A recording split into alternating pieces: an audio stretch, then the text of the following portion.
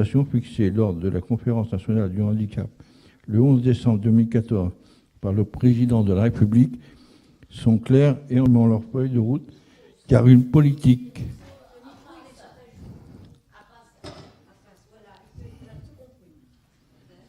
bien.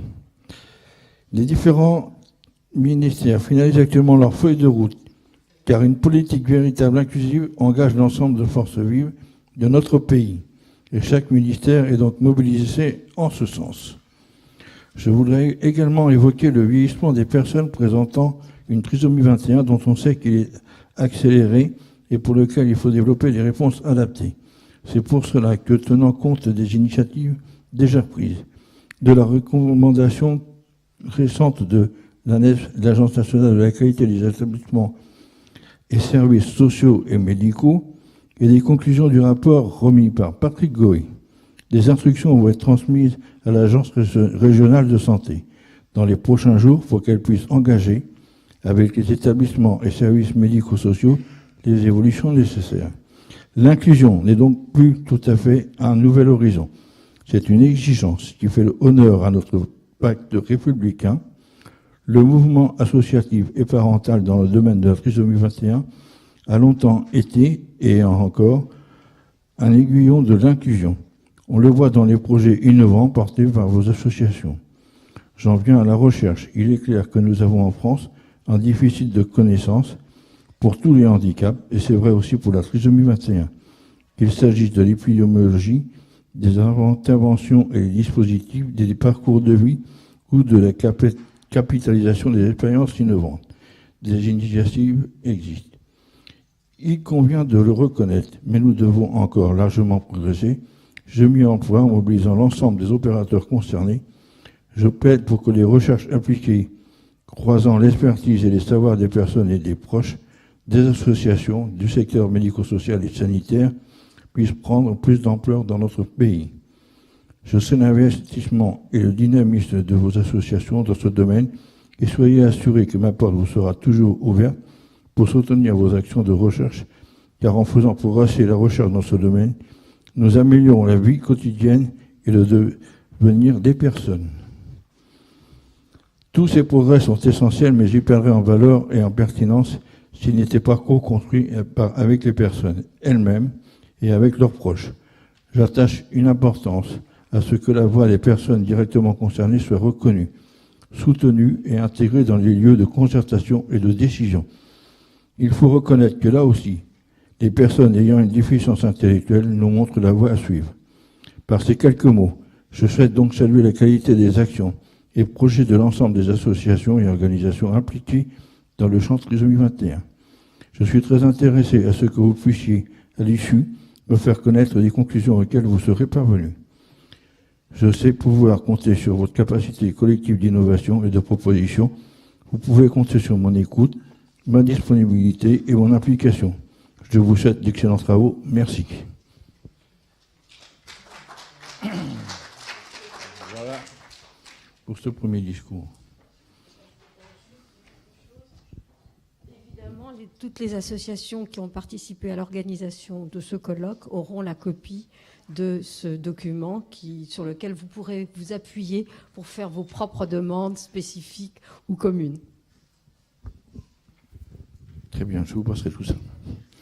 Bien, à titre personnel, mais au nom de la FRT, je voulais vous dire ceci, mesdames, messieurs, mesdemoiselles. Tout d'abord, je remercie chaleureusement M. Philippe Bach, directeur de l'École nationale supérieure de Paris-de-Seine, d'avoir consacré de son temps pour nous recevoir dans ces magnifiques locaux, mais à notre disposition gratuitement. Merci à M. Sommelier, son collaborateur, d'avoir été à notre disposition afin de nous permettre des visites et ainsi mettre au point l'organisation de ces 4 demi-journées étalées sur 3 jours. Merci à M. Patrick Goé d'avoir accepté d'être à nos côtés. Je tiens à vous remercier d'avoir répondu à l'invitation des associations et de leurs représentants, l'UNAPI avec Mme Prado et M. Lagier, Trisomie 21 France avec Mme Cécile Dupart, Jean-Paul Champeau et Elodie Doreau, Reflux 21 avec M. Jean-Marc Richard, les Papillons Blancs de Paris, l'URAPI Île-de-France, ainsi que l'ADA Pays des Yvelines avec Mme Rachel Boulanger-Dumas. La FRT 78, Antenne des Yvelines, qui en préside M. Christian Lecruc. Et si vous pouvez, aidez-nous à ouvrir une autre antenne dans vos départements respectifs. Nous sommes à votre disposition. Enfin, je ne veux pas oublier notre partenaire financier, le groupe Apicil Assurance Santé Prévoyance. Je remercie la présence de M. Xavier Dupont, représentant Mme Paulette Guinchard, présidente de la Caisse nationale de solidarité pour l'autonomie. Je remercie donc tous leurs représentants, comme je tiens également à remercier pour leur énorme travail à la mise en place du programme de ces 4 demi-journées, Mme Jacqueline Dondon, M. Jean-Louis Faure, ainsi que Mme Élodie Essayac, que nous avons engagé en CDD pour mener à bien ce défi et pour son aide précieuse à nos côtés. Défi que nous nous lançons chaque année, et cela depuis le 21 mars 2005. Renouvellement de mes remerciements à ces personnes, aux intervenants et à M. Jean-Marc Richard pour la qualité des abstracts, résumé de ce colloque que vous notez remis, ainsi qu'aux présidents de séance qui seront présents pour mener à bien tous ces débats et vous donner la parole.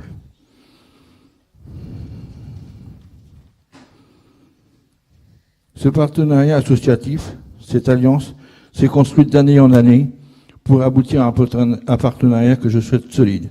Et je fais le souhait de vous voir l'année prochaine à Marseille, puisque c'est cette ville que nous avons choisie collégialement pour la Journée mondiale 2016, et puis à Grenoble en 2017.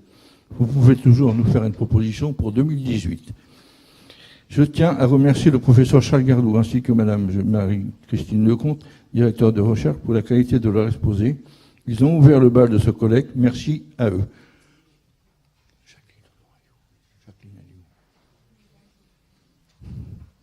Mais mes remerciements ne seraient pas complets si je n'évoquais pas le travail de 5 jeunes en première année de commerce à l'université de Sceaux. Ils ont choisi comme thème de communication la Journée mondiale de la crise 2021. Ils ont créé et géré une page Facebook, travaillé sur la mise en page d'un flyer A5 qui a été distribué dans les endroits les mieux adaptés du 13e arrondissement et obtenu de certains arrondissements de la ville de Paris l'évocation de ce colloque sur les panneaux électroniques. Ce fut un vrai défi pour eux et pour nous. Ils sont à nos côtés et je les remercie. Comme vous avez pu le voir au évoqué les 10. Dysphasie, dyspraxie, dyslexie, dyspraxie, dyscalculie, dysgraphie, dysorthographie, tous ces troubles que peuvent avoir certains enfants. Nous avons également cette année les 10 ans de la loi 2005, la 10e journée mondiale de la crise 2021 et un intrus à nos oreilles, les 25 ans de la FRT créée le 8 novembre 1990. Il serait bien que Jacqueline soit là.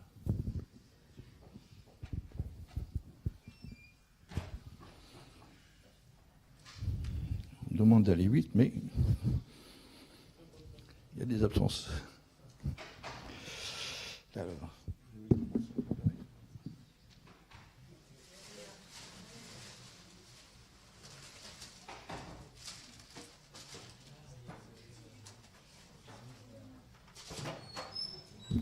Alors, à cette époque, il fallait y croire. Les personnes se sont engagées pour faire avancer la recherche sur cette pathologie que nous connaissons tous ici. Je tiens à remercier Jacqueline Dondon, membre fondatrice, vice-présidente et présidente du conseil scientifique et médical de la FRT, pour sa ténacité dans tous les combats qu'elle a dû mener. Avec des amis chercheurs de l'hôpital Necker, elle a créé cette association, petite, me direz-vous, mais qui, lors de ces 5 dernières années, a versé 59 754 € pour la recherche, pour améliorer la vie quotidienne de ses parents, de ces personnes et de leurs familles. Pour bien mener ce colloque, que je souhaite riche de renseignements et dont j'espère que vous allez pouvoir en profiter et en tirer profit pour le bien-être de celles et ceux qui vous sont chers, nos enfants, je tiens, si vous le permettez, en votre nom à toutes, à tous, parents ici présents, à le remercier par l'offrande de ce bouquet. Merci à vous. Merci Jacqueline.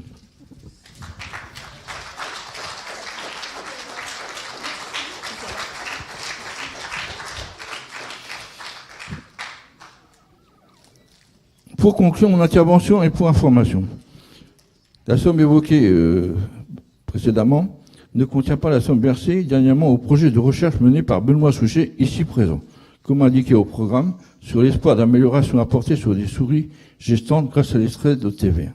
thème qui sera abordé dimanche matin par le professeur Raphaël de la Torre. Mais Benoît va vous faire une présentation de ses travaux dans quelques instants. Projet de recherche que j'ai également présenté au Lions Club de Montigny-le-Bretonneux, comme indiqué sur le programme. Daniel Ferté se verra remettre tout à l'heure un chèque de soutien par ce club qui m'est cher et par son président Frédéric Pellerin, et je remercie mes amis du club ici présents. Je remercie également les personnes du groupe Handidance et Musique et Handicap qui vont se produire devant vous tout à l'heure dans le hall d'accueil. Et également dans le hall d'accueil, il y a une petite exposition de Julien Faure qui est à votre disposition. J'ai une mission à accomplir. Je vais vous... oui, c'est bon. Eh bien, je vous remercie pour tout ce temps que vous allez passer à nos côtés. Je remercie mon ami Jacques Oudiot qui vient d'arriver. Et je vais laisser la place à monsieur Richard.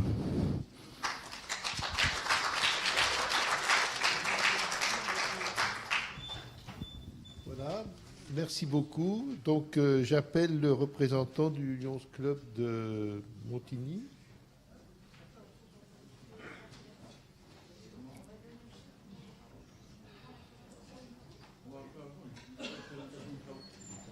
Ah, Frédéric. Frédéric, attends 5 minutes pour la présentation par M. Souchet. Une petite présentation par M. Frédéric, monsieur Benoît Souchet. Voilà. D'accord, bon. D'accord, bon.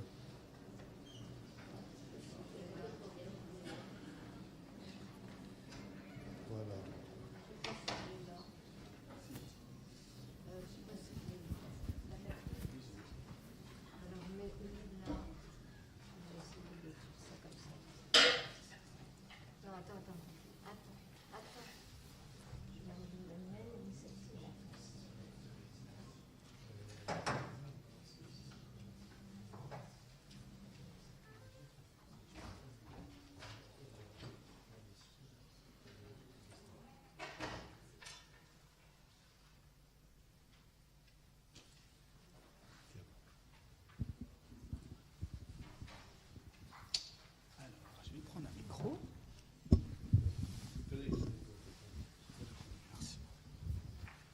Alors, merci beaucoup. Oui. D'abord, merci beaucoup Jacqueline, je ne la vois pas. En tout cas, je suis vraiment très fier de pouvoir disposer de quelques minutes pour présenter, alors non pas un projet scientifique de super haut niveau, mais à mon petit niveau, présenter un projet de recherche qui me tient vraiment à cœur et qui résume, sinon plusieurs mois, quelques années que j'ai passées au sein du laboratoire d'accueil. Alors, je vais faire ça rapidement pour que vous profitiez du futur concert qui s'annonce. J'ai été recruté il y a maintenant 4 ans et demi dans un laboratoire CNRS localisé juste à côté d'ici, d'une unité qui s'appelle biologie fonctionnelle et adaptative. Alors, mon travail dans ce laboratoire a été d'aider les chercheurs de cette équipe qui ont longtemps travaillé sur la trisomie 21. Donc, ce que je vais présenter ici dans les quelques minutes qui m'ont été données, c'est un projet qui a été subventionné par la FRT, comme Jacques Costil vous l'a dit, et qui a été réalisé sur ces quelques derniers mois. Alors, comme je vous ai dit, les chercheurs de cette équipe travaillent sur la trisomie 21, et en particulier sur le signe clinique le plus handicapant finalement, qui est la déficience intellectuelle, pour mieux la comprendre, pour mieux la traiter. Alors, vous le savez que dans plusieurs maladies génétiques, en partie la trisomie 21, l'utilisation de modèles de souris génétiques est très utilisée. Donc, dans le cadre de la trisomie 21, vous avez sûrement dû entendre, sûrement lire, le fait que le modèle de référence est le modèle TS65DN. C'est un modèle de souris qui présente quelques 130 gènes du chromosome 21 humain en 3 copies, dont le gène d'intérêt du laboratoire DIRK1A.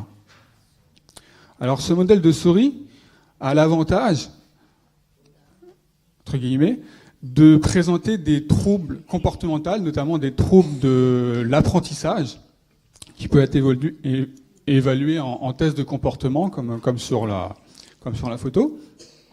Et ces souris présentent également des troubles neurologiques qui peuvent être observés par biochimie, par protéomique, et qui sont de type déséquilibre de la balance entre la neurotransmission excitatrice, réalisée par le glutamate, un neurotransmetteur, et la transmission inhibitrice réalisée par le GABA, un autre neurotransmetteur, dans le sens de la surinhibition.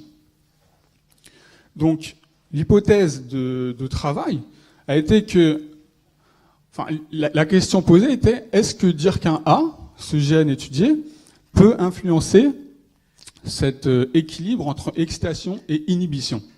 Alors, pour répondre à cette question, le laboratoire a construit un modèle de souris qui présente finalement uniquement le gène DYRK1A en 3 copies. Alors, les premières études ont montré en effet que cette souris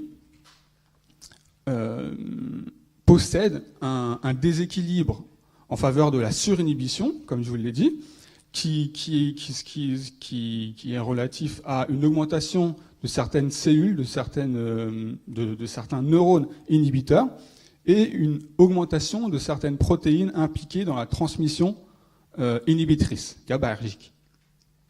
En plus de cela, cette souris, qui, je vous le rappelle, présente uniquement une copie de DYRK en plus, présente de manière similaire des troubles de l'apprentissage comme le modèle TS65DN, le plus référencé. Alors à partir de cela, on peut montrer que DYRK1A semble être impliqué de manière physiologique à l'équilibre entre la neurotransmission excitatrice et la neurotransmission inhibitrice.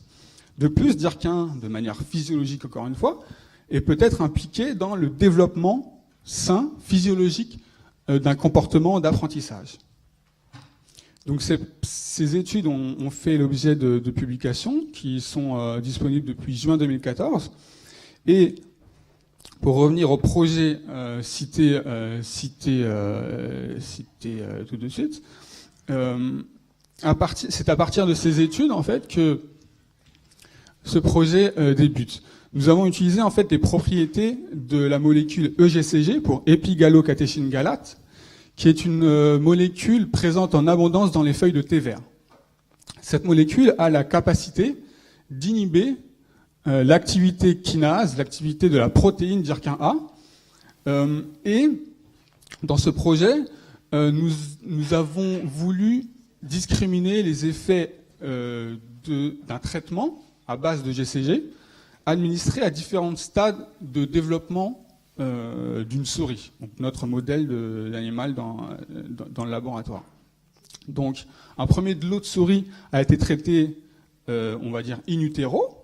De l'EGCG a été administré à la mère porteuse, à la maman, et nous avons évalué les phénotypes des souris issues de cette petite maman. Un second lot de souris a été traité cette fois-ci uniquement à l'âge adulte, avec une évaluation, encore une nouvelle fois, à l'âge adulte. Et alors, sans rentrer vraiment dans les détails précis, très scientifiques du projet, nous pouvons remarquer que en observant la quantité de cellules, de neurones inhibiteurs dans certaines parties du cerveau de ces souris, alors que la souris possédant 3 copies de DYRK1 montre une augmentation de ces cellules inhibitrices, nous pouvons voir que, en bleu, à votre droite, qu'un traitement in utero est capable de diminuer et rétablir finalement une quantité de cellules inhibitrices proche de la condition témoin, tout à gauche en orange. Cependant, nous pouvons voir en vert, tout à droite, qu'un traitement adulte ne permet pas, quant à lui, de rétablir ce nombre de cellules dans le cerveau. Donc, pour ce premier phénotype, nous avons montré qu'un traitement in utero est capable de rétablir un nombre de cellules inhibitrices similaire à la condition contrôle, avec 2 copies de DIRC1. À l'opposé, je dirais, lorsqu'on s'intéresse à certaines protéines liées à la transmission inhibitrice, comme ici présenté VGAT1, alors que, vous le voyez encore une fois, dans la condition 3 copies de DIRC1 en orange, nous observons une augmentation de cette protéine. Il y a une augmentation de la transmission inhibitrice. Nous observons cette fois-ci que seul un traitement adulte, ici en vert, permet de rétablir une quantité de protéines VGAT1 liée à la transmission inhibitrice similaire à la condition contrôle, en orange tout à gauche. Donc cette fois-ci, c'est le traitement à l'âge adulte qui semble être bénéfique pour ce phénotype. Alors, pour conclure sur ces premières observations, nous avons en fait souligné le fait que le GCG, via un rôle finalement qui diffère de la protéine DIRC1 en fonction du stade de développement de la vie de la souris, entre le stade in utero, embryonnaire, et le stade adulte, finalement le GCG a plusieurs effets. Cette molécule va permettre de rétablir une balance excitation-inhibition au niveau cellulaire lorsqu'elle est administrée in utero, stade embryonnaire, et lorsqu'elle est administrée à l'âge adulte, va permettre de rétablir la balance excitation-inhibition au niveau des protéines de la transmission GABAergique. Alors évidemment, ce sont des observations préliminaires qui ne seront que validées par des tests comportementaux afin d'évaluer les performances cognitives de ces souris et finalement de discriminer les effets des différents traitements à ces différents stades de développement. Voilà. Alors, évidemment, je profite de cette présentation pour remercier l'ensemble des membres de l'association AFRT, en particulier le professeur Jacqueline Landon, qui m'a, depuis maintenant 4 ans et demi, m'a toujours fait confiance, et ça, j'en profite pour la remercier. Je remercie également le président Jacques Costil. Et également, bien sûr, vous le voyez, l'ensemble des responsables de l'équipe, de l'unité, de l'équipe, pardon, à savoir le docteur Jean-Maurice Delapart, le docteur Nicole Créault et le professeur Nathalie Janel. Voilà, merci beaucoup. Et,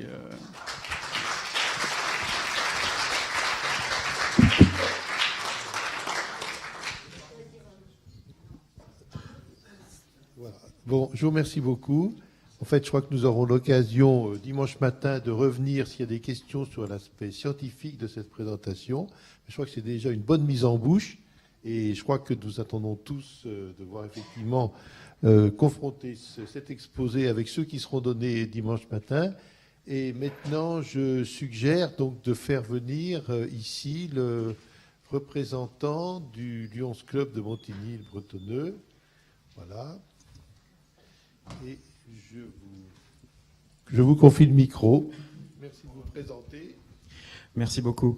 Donc, je suis Frédéric Pellegrin, je suis président en exercice sur cette année d'un club, de Lions Club de Montigny-les-Trois-Villages, donc sur les Yvelines, auquel Jacques Costil, président de la FRT, est membre. Donc, je suis là pour remettre un don au nom du Lions Club de Montigny-les-Trois-Villages à la FRT, suite à la proposition justement de la part de Jacques Costil de ce type de projet, exactement. Jacques était venu vers nous pour nous expliquer ce projet d'étude, de recherche, porté donc et exécuté par Benoît Souchet. On en a discuté et nous avons estimé que ça correspondait tout à fait à notre sensibilité, à notre volonté d'être utile envers notre prochain, notre participation à la société inclusive, comme on a pu voir il y a une petite demi-heure. Donc, tout simplement, j'invite les représentants de la FRT, Jacques, éventuellement Jacqueline Landon, en tant que vice-présidente, et pilier.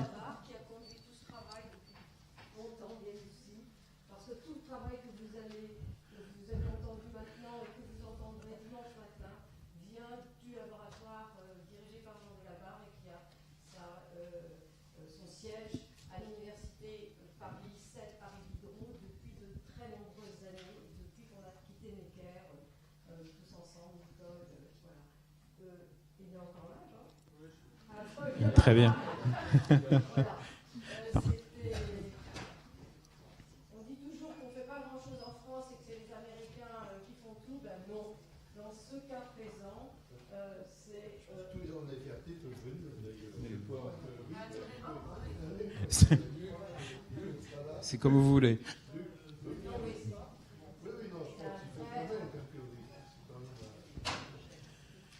voudrais beaucoup remercier le Lions Club. Moi, j'ai eu l'occasion de venir... Ah oui, bravo. Merci. J'ai eu l'occasion de venir au Lions vous raconter des petites choses sur la relation Alzheimer-trisomie 21, qui est maintenant une tarte à la crème. Oui, parce que on était un peu précurseurs. Merci beaucoup de nous faire confiance et je remercie beaucoup Jacques de son investissement multicentrique sur la région, sur la nation et pour la cause de la trisomie 21 et de la citoyenneté et de la société inclusive. Voici une petite participation.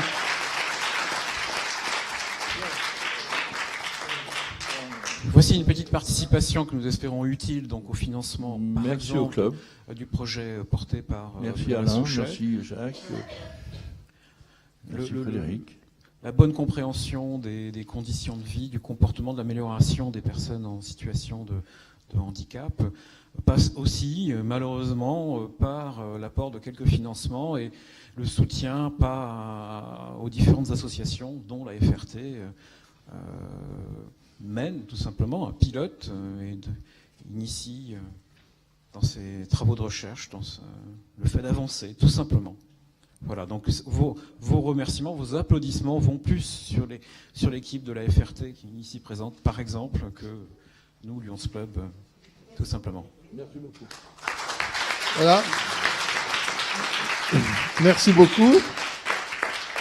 Alors, j'ai l'impression que ce chèque met fin à une première partie de cette fin d'après-midi soirée et que la suite se déroule à côté. Donc vous êtes invités à vous déplacer à côté pour participer, pour assister au spectacle de danse et écouter un concert. Ouais, bon, enfin.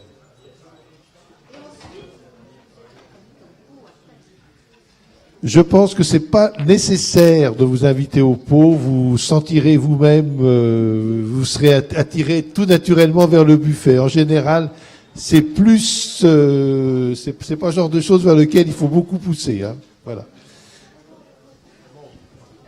En tout cas, merci pour cette première partie de soirée. Je termine mon travail là ce soir.